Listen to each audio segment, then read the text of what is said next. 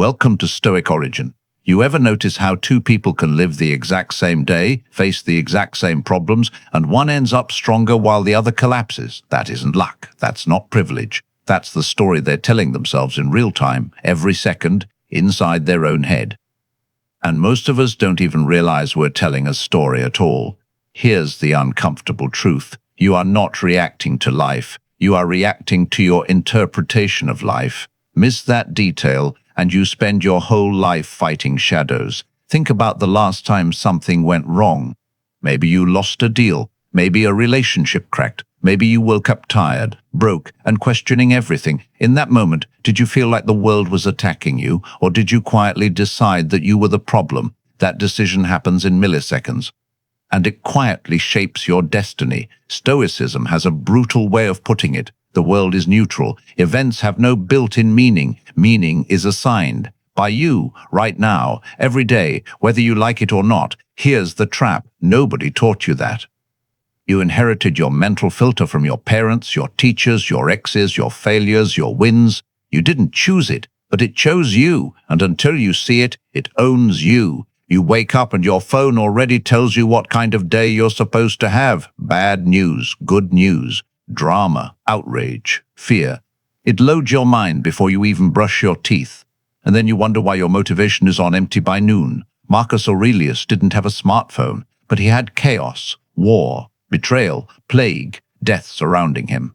And yet he wrote in his private journal that your life is not what happens to you.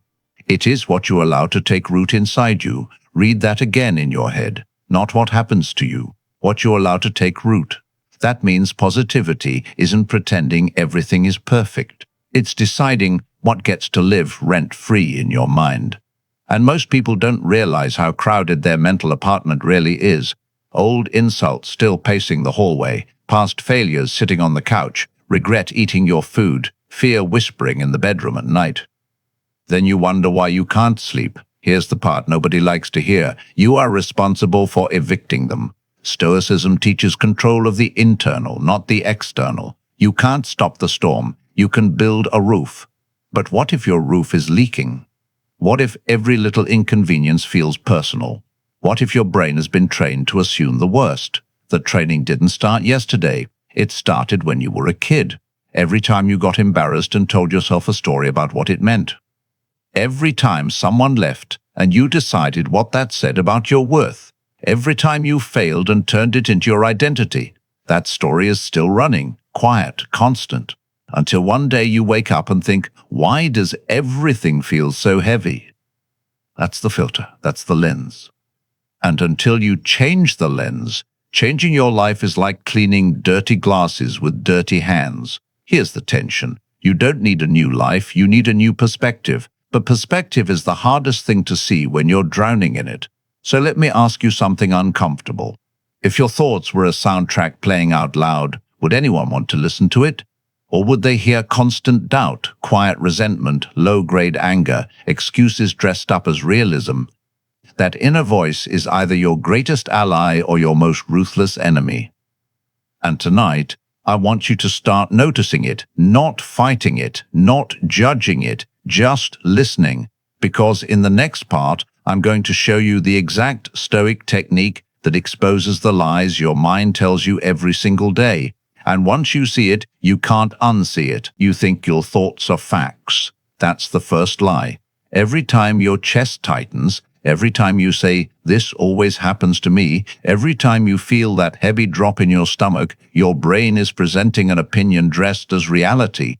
And you're signing off on it without reading the contract. The Stoics had a word for this. They called it the impression, the first mental image that hits you when something happens. It feels automatic, like it just appears. But it isn't neutral. It's biased. It's been shaped by years of emotional habits. Picture this. Your boss sends a short email, no smiley face, no extra words, just see me after lunch. Your heart sinks. You assume the worst. You replay every mistake you've ever made. You mentally fire yourself before you even sit down.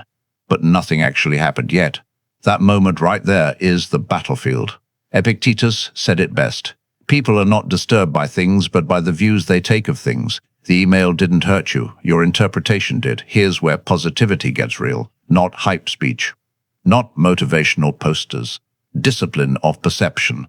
The Stoics trained themselves to pause between the event and the story. They'd catch the impression mid-air and interrogate it. Is this true? Is this helpful? Is this necessary? Most people never ask. They just believe. And that's how a rough morning turns into a ruined week. One thought snowballs into a mood. The mood becomes behavior. The behavior becomes your reputation. The reputation becomes your life. Let me make it painfully clear. Your life today is the echo of the thoughts you practiced yesterday. That's heavy, but it's also freedom, because if it was built, it can be rebuilt. Start small. Next time something goes sideways, don't react. Observe. Say in your head, this is just an impression, not a verdict, not a prophecy, just a mental draft. Feel the difference? That tiny gap, that's power. You don't have to be positive. You have to be precise. Positivity without discipline is delusion. Stoic positivity is controlled clarity. Here's the twist. Your brain hates this. It wants speed. It wants to label and move on. But every time you slow it down, you weaken the old habit. And at first, it feels fake. You'll think you're lying to yourself. You're not. You're fact-checking yourself. There's a moment coming for you. Soon, maybe today, something will go wrong. And when it does, your reflex will be to spiral. That's your chance, not to be perfect, to be aware. Because once you realize that your suffering is optional, not guaranteed, you start to see how much pain you've been volunteering for. And in the next part, I'm going to show you why your brain is addicted to negativity in the first place, and how Stoicism flips that addiction on its head. Your brain is not broken. It is doing exactly what it evolved to do. It scans for danger, magnifies threats, and stores painful memories like they are priceless artifacts. Negativity isn't a flaw in the system. It is the system, thousands of years ago, that kept your ancestors alive. Today, it keeps you anxious, distracted, and exhausted. Here is the hard truth. Your mind is not designed for happiness. It is designed for survival, and survival does not care about your dreams. Every time you replay an embarrassing moment from 10 years ago, your brain thinks it is protecting you. Every time you assume the worst about someone's silence, it believes it is keeping you safe. Every time you mentally rehearse failure, it is preparing you for loss. That feels logical. It also quietly destroys your peace. The Stoics understood this instinct long before neuroscience put a name to it.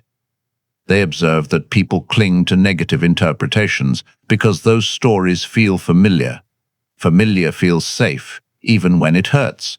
That is why optimism feels risky. Your brain does not trust it. It sees positivity as exposure, as if relaxing your guard will invite disaster.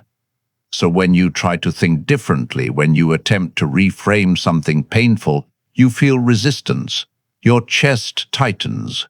A voice inside whispers that you are lying to yourself. That voice is not truth. It is habit. Here is where Stoicism becomes dangerous in the best way. It does not ask you to feel better. It asks you to see better. Seneca wrote that we suffer more in imagination than in reality. Let that sink in. More pain is generated by what you fear might happen than by what actually happens. Most of your stress is hypothetical. Yet it still costs you real energy, real sleep, real years of your life. The discipline is not to silence your fear, it is to interrogate it. When your mind says, this is going to end badly, you respond with a question. Based on what evidence? When it says, you always fail, you counter with specifics. Name the times you didn't. When it says, people always leave, you remind yourself of the ones who stayed. This is not positive thinking. This is intellectual honesty. And here is the wild part. Over time, your brain rewires around what you practice. Neuroscience calls it neuroplasticity. The Stoics simply called it training. Every thought is a rep. Every reaction is a vote for the person you are becoming. But there is a deeper layer. The reason negativity sticks is because it is tied to identity. You don't just think negative thoughts. You think of them as you. I am the unlucky one. I am the one who gets screwed. I am the one who never catches a break. Those labels feel real. They also quietly excuse you from growth. Stoicism shatters that illusion. It separates the self from the story. You are not your thoughts. You are the observer of your thoughts. That gap changes everything. Imagine standing on a riverbank watching water flow. You don't try to stop it. You don't jump in every time a leaf floats past. You notice. You let it move. That is what your mind is supposed to be, not a battlefield, a vantage point. Here is the moment you are probably resisting. The idea that you are choosing your misery, not consciously, but habitually. It is easier to complain than to correct. Easier to blame than to build. Easier to stay bitter than to be brave. But the Stoics were not interested in what is easy. They were interested in what is effective. And effectiveness starts with one brutal realization. Your brain will never default to optimism. You must install it manually. That sounds exhausting. At first it is, because you are fighting decades of momentum. But then something shifts. You catch a negative spiral before it drags you down. You recover faster from setbacks. You stop taking every inconvenience personally. You become lighter, not because life got lighter, but because you stopped carrying unnecessary weight. And that is when people start asking what changed. They think you found a secret. You did. You stopped letting your survival brain run your destiny. But there is one more layer to this, a layer most people never touch. It is the Stoic practice that turns positivity from a mental exercise into a way of life. And that is where we are going next. Most people think control means force. Clenching your jaw, pushing harder, grinding through pain until something breaks. The Stoics meant something very different. Control is not domination. It is alignment. It is choosing where your energy goes before the world chooses for you. There is a simple question that quietly saves lives. Is this in my control? Ask it and half your stress evaporates. Not because the problem disappears, but because you stop bleeding energy into places where it cannot grow. You cannot control the traffic. You cannot control how someone feels about you. You cannot control the past. Yet most of your anxiety comes from wrestling with exactly those things. The Stoics drew a hard line. Inside the circle is your judgment, your intention, your action. Outside the circle is everything else. Weather, other people, outcomes, luck, loss. Most people live backwards. They obsess over the outside circle and neglect the inside. Then they wonder why they feel powerless. Picture a boxer's shadow fighting a hurricane. That is how you look when you demand the world bend to your preferences. Here is the uncomfortable pivot. Positivity is not about believing everything will work out. It is about committing to excellence regardless of how things work out. That is Stoic optimism. Radical responsibility. You show up prepared even when nobody notices. You keep your standards even when the reward is uncertain. You choose character over comfort when comfort is begging for your attention. And this is where the story gets personal, because the moment you stop blaming the outside world, you lose your favorite excuse. It is terrifying to realize that your reactions are yours, that your mood is not a hostage, that you are not entitled to a smooth path. But that fear is the doorway. Epictetus taught his students to rehearse adversity in advance, not to become pessimists, but to become resilient. He would say, today you may be insulted. Today something you value may break. Today you may not get what you want, not as a curse, as a training drill, because when you are not surprised by pain, it loses its power to shock you into bad decisions. Here is how it works in real life. Something goes wrong. Your plan collapses. Your reflex is to spiral. But instead, you pause and ask, what part of this is in my control? Not the outcome, the response. You adjust, you adapt, you act, and slowly your identity changes. You stop seeing yourself as a victim of circumstances and start seeing yourself as a craftsman of character. This is where positivity stops being a feeling and becomes a stance. There is a strange calm that comes from knowing exactly where your responsibility ends. You stop resenting people for not being who you wanted them to be. You stop fighting reality for being real. You don't become passive, you become precise. But here is the tension. When you first adopt this mindset, the world does not reward you immediately. You will still lose sometimes. You will still be misunderstood. You will still feel the sting of disappointment, and that is the test, because most people are only positive when things are going their way. The Stoic is positive when things are not loud positivity, quiet steadiness. The kind that lets you take a hit without losing your center. The kind that lets you walk away from drama without needing the last word. The kind that lets you rebuild without announcing it to the world. Over time, people start to feel different around you. You become the calm in the room, the person who doesn't panic, the one who doesn't add fuel to the fire, and they will ask you how you do it. But there is a danger here, a subtle one. Control can turn into coldness, detachment can turn into distance, and discipline can turn into rigidity if you are not careful. Stoicism is not about becoming a stone. It is about becoming unshakable without becoming unfeeling.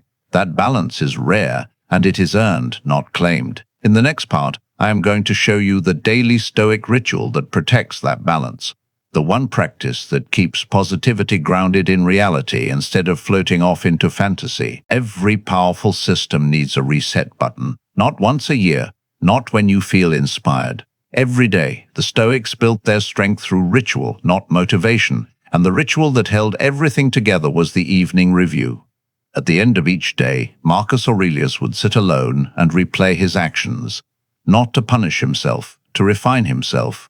He would ask 3 questions that can quietly rebuild your life if you take them seriously. What did I do well today? Where did I fall short? What will I do differently tomorrow? No drama, no self-hate, just data. Most people end their day with distraction, scrolling, streaming, numbing out. Then they wake up confused about why nothing is changing. Your day is a feedback loop. What you don't examine, you repeat. Picture your mind like a gym. You don't grow by lifting once and forgetting about it. You grow by measuring, adjusting, returning.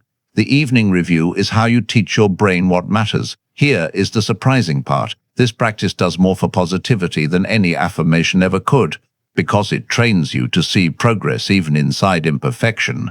Maybe you lost your temper today, but you caught it faster than last time. That is a win. Maybe you procrastinated, but you still showed up for one hard task. That is a win. The Stoic does not wait for perfection to feel momentum.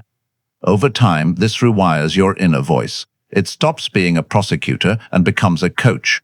There is tension here, though. When you first try this, it is uncomfortable. You will want to skip the hard questions. You will be tempted to sugarcoat your failures or exaggerate your successes. Don't. Stoicism only works if you are honest enough to feel a little exposed. Sit in a quiet room, no music, no phone. Ask the questions. Let the answer sting just enough to wake you up. Because buried inside those answers is your pattern. You will notice what triggers you, what drains you, what lifts you. You will start seeing how often your mood is shaped by small, repeatable choices. This is where positivity becomes strategic. You stop hoping tomorrow is better. You design it. Here is the key shift. You are no longer a passenger on your own life. You are the architect reviewing blueprints. And the more you review, the less chaos surprises you. But there is something else hiding in this ritual, something deeper than productivity, the discovery of self-respect.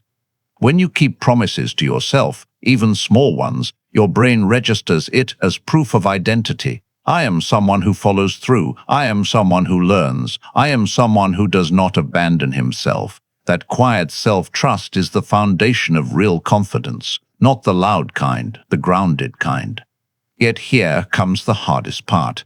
You will have days when you don't like the answers, days when the review reveals laziness, bitterness, avoidance, days when the gap between who you are and who you want to be feels wide. That is not failure. That is information. The Stoics believed that every mistake is a lesson in disguise, but only if you unwrap it. And here is where most people quit. They want the feeling of growth without the discomfort of inspection. But discomfort is the signal that you are actually touching something real. Think about how rare this level of self-examination is. Most people spend their lives reacting. They never step back to ask why they keep ending up in the same emotional places. This ritual interrupts that loop. And once you start seeing your patterns, you gain leverage over them. You catch yourself before you spiral. You adjust before damage compounds. That is how positivity stops being fragile. It becomes robust, rooted in awareness, not denial. But this is not the final piece, because reflection alone can still trap you in your head. You can become endlessly introspective and still avoid action. There is a Stoic tool designed to prevent that, a method that turns insight into courage. And it begins with a strange question that feels uncomfortable at first. What if the worst thing you fear is not the thing you should be running from, but the thing you should be training for? That is where we go next. There is a fear you carry that you never name. It sits in the background of your decisions, steering you quietly. The fear of loss, loss of status, loss of comfort, loss of control. You don't talk about it, but it shaped what you avoid, what you delay, and what you never attempt. The Stoics walked directly into that fear. They practiced something called negative visualization, not to depress themselves, but to strip fear of its illusion. They would imagine losing what they loved, their home, their health, their reputation, even their life. Not as a fantasy, but as preparation. Because once you have faced a thing in your mind, it loses its power to paralyze you in reality. At first, this sounds dark. Why would you think about losing everything when you are trying to stay positive? Here is why. Fear thrives in vagueness. When the worst case is undefined, it feels infinite. Your brain fills the gap with horror, but when you define it, it becomes manageable.